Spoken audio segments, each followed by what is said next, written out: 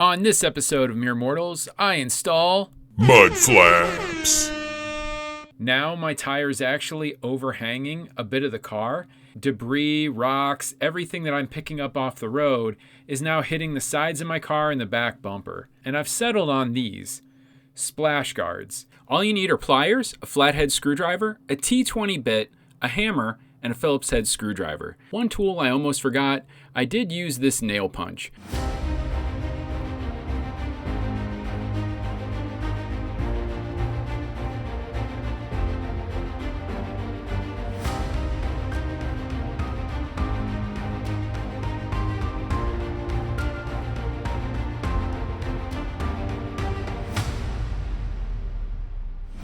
To see the rest of the video, check out the link in the description below.